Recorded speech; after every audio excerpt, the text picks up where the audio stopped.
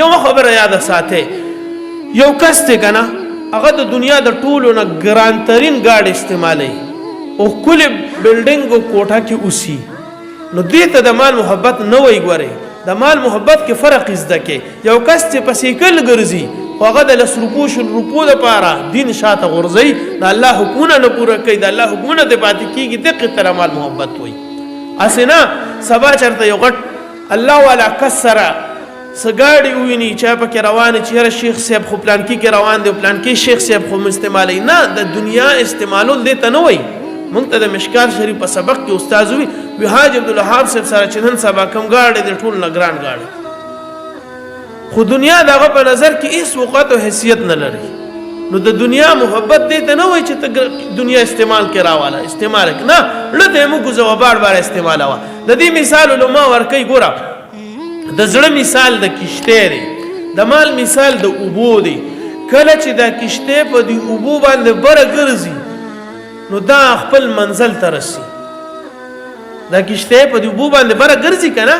نو دا کشته خپل منزل ته رسي خو کو دا اوبو دی کشته تر داخله شو نو کشته غرق شو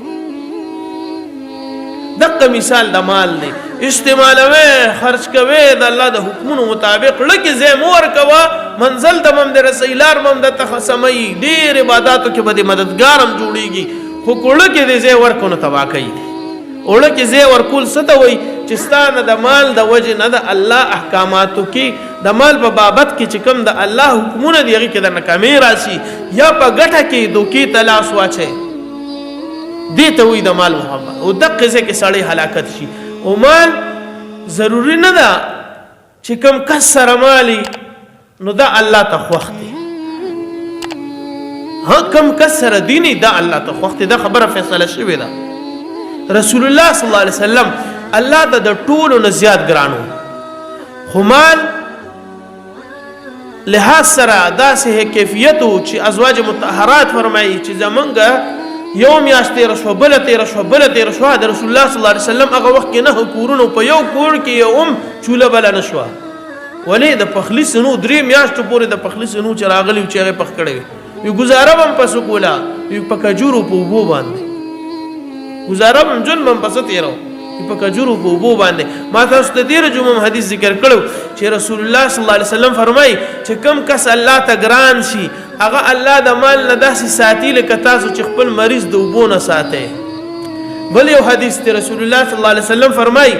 وما تداړو ير نشتا چې فقر به زما امت ته سزور ورکی هلاک به کی یا به پتا سو فقر راشي یا فی الحال صحابو ته مخاطبو چې پتا سو باندې فی الحال فقر دی په دې زما پروا نشتا ما سره یره صرف دادا چې راتلون کې وخت کې به دنیا پتا سو خورشي ډیر بشي هر کس د مال ورسی مالدار بشي بیا بتاسو په مالدارۍ کې زدبازي شروع کې څنګه چې مخکري امتونو په مالدارۍ کې زدبازي شروع کړي وا بیا بتاسو هلاک شي هغه شان به هلاک شي څنګه چې مخکري امتونو هلاک شي هغه شان به بیا تاسو هم هلاک شي څنګه چې مخکري امتونو هلاک شي ما ته صرف تاسو د مالدارۍ یاره ده چې د مالداري به خراب کی مال بدل راشي د مال احکامات به پورا کول نه شي ورونو انفاق فی سبیل الله خرج کول د الله په لار کې د زکات په بابت کې د صدقات په بابت کې د ایمان نه خلا بلکې مؤمن د پاره د قران مجید سره د الف لام میم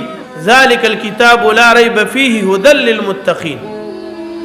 د کوم ځکه چې دا خبره ختمه کړه چې تاسو هر قسم خبرو کې شک کې دي شي خو قران داسې یو کتاب دی چې د هر شک نه خالی دی د سراسر هدایت دی الله رب العزت فرمایي نو بیا یاتونو کې الذين يؤمنون بالغيب ويقيمون الصلاه ومما رزقناهم ينفقون ایمان ولا کم دی د ایمان خاوندان هغه دي چې په غیب باندې ایمان وروړي منس قائمي ويقيمون الصلاه منس قائم او بلا ومما رزقناهم ينفقون الله جل شانه دلون بیاتونو کې ویلون به صفه کې د قران فرمایلی دي چې دی کم رزق ما ور کړی دی د حق رزق نه دی خرچو کی ورا کم مال چې د زکاتی یا کم سړی مال جمع کوي زکات ته نه ور کوي نو وی دا زکات چې نه ور کوي دا مال با سیسه جوړ شي. سه روایتو کې دي چې لکه څنګه د سونې د خختي د قشان به ډکري ډکري کی او د دوزخ په اور کې به سر کوي او دل به داغونه ور کوي په سټونو په مخونو په یو اړخ په بل اړخ